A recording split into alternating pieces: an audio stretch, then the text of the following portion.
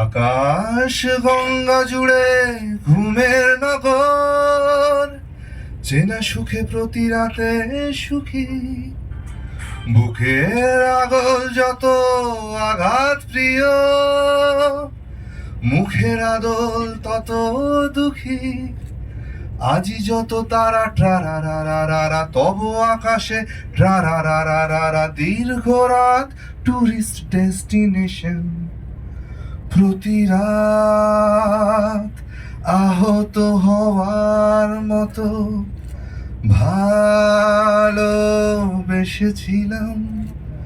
তুমি আর আমি এক মিসাইল উৎসবে মাশরুম হতে চেয়েছিলাম।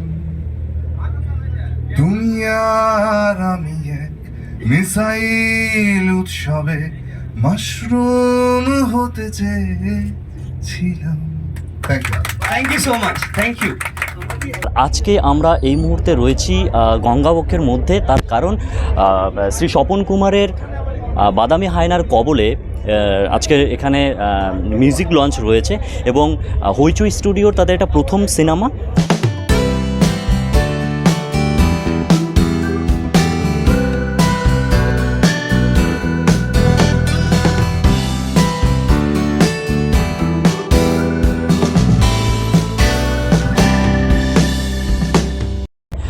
2024-এর 12ই জানুয়ারি বাদামি হায়নার কবলের আজকে মিউজিক লঞ্চটা ঠিক এখানেই কিন্তু একদম নতুনত্বভাবে কিন্তু হলো।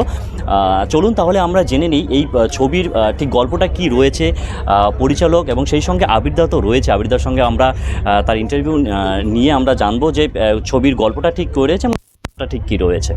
আমি দেবালয়ের কথা অক্ষরে অক্ষরে মেনে চলার চেষ্টা করেছিলাম, কারণ যেহেতু ভিশনটা মূলত দেবালয়েরই, এবং যেটা আমি রিসেন্টলি কয়েকটা জায়গাতে বললাম যে দেবালয়ের মাথার মধ্যে কোথাও একটা ক্রিয়েটিভ পাগলামি কাজ করে, কাজেই ব্রিফটা দেবালয়ের কাছ থেকেই নিয়েছি এবং ও কীভাবে দেখতে চাইছে, কারণ ব্যক্তিগতভাবে আমার দীপক চ্যাটার্জি পড়া ছিল না, সেটা হয়তো কোথাও গিয়ে আমাকে হেল্পও করেছে এই কল্পনার জগৎ, এই ফ্যান্টাসির জগৎটাকে নতুনভাবে এক্সপ্লোর করার জন্য।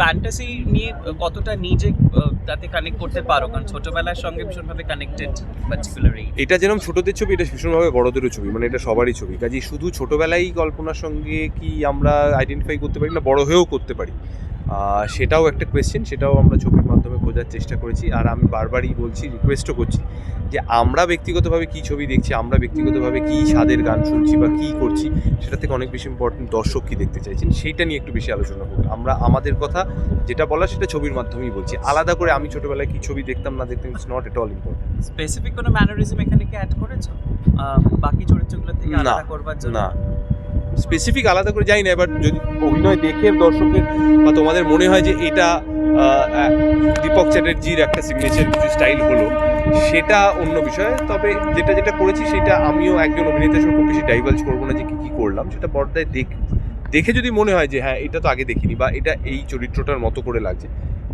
সেটা তখন আর দীপক চ্যাটার্জির সঙ্গে আবিরের কোথাও কি মিল রয়েছে চরিত্রটার সঙ্গে? কোথাও কোনো জায়গায় সারনেমে তো মিল আছে, এটুকু বলতে পারি, মানে চ্যাটার্জি মিলটা আছে, এটুকু বলতে পারি।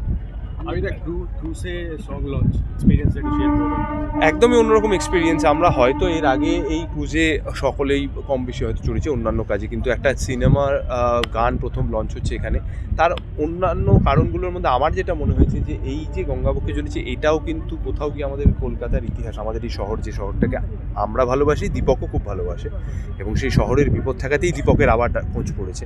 তো এই শহরের সঙ্গে তো এইগুলো একেবারে বলবো মানে ওই যে বলে শিরা ধমনীতে মিশে আছে, এই গঙ্গা নদী বলো, এই হাওড়া ব্রিজ বলো, হাওড়া স্টেশন বা দুপারের এই যে এইগুলো তো চলমান ইতিহাসের মতো। তো সেই ইতিহাসকে সাক্ষী করে বা এই গঙ্গা বা এই যে জায়গাগুলোর কথা বললাম তাদের সাক্ষী করে একটা গান লঞ্চ হলো, কোথাও গিয়ে এটা আমার মনে হয় কলকাতাকে ফিরে দেখা, ইতিহাসকে ফিরে দেখা।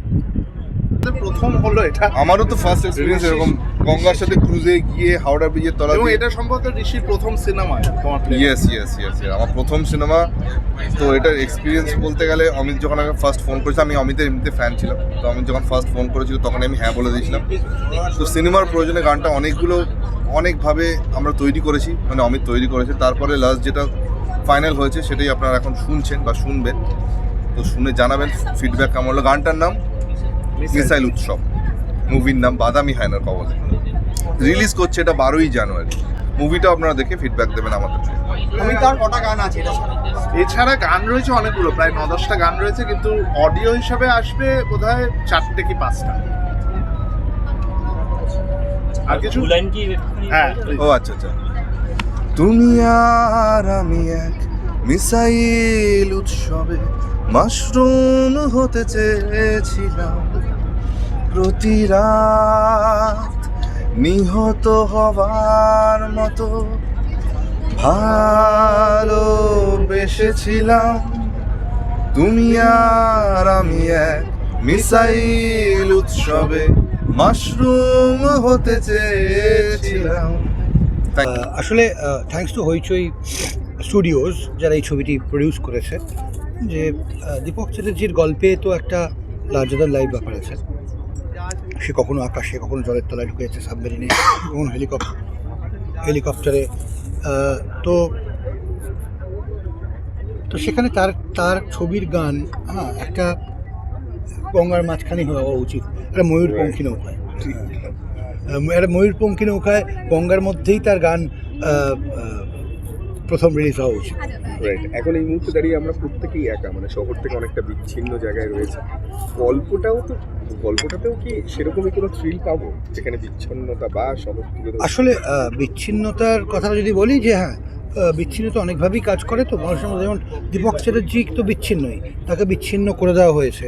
যে একসময় শহরে রাজত্ব করতে যাওয়ার গল্প, তাকে মানুষ ভুলে গেছে, তাদের শোকেসে রাখেনি, তাদের বইয়ের শোকেসে রাখেনি, তাকে কমপ্লিটলি মুছে দেওয়া হয়েছে তাদের কালচার থেকে।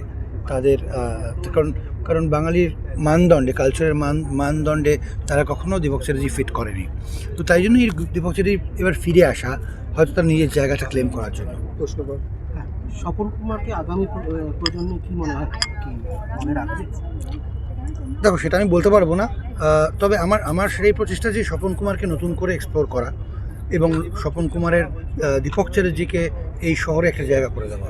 দেবলার এই ছবির মাধ্যমে কি দেখতে পাবো? তার কারণ আবির্দা মানেই আমাদের কাছে একটা ধারণা, একটা গোয়েন্দা চলেছে। সেই একই কি গদবাধা গোয়েন্দার গল্পই কি দেখবো, যেটা মানুষ দেখে বড় কথা?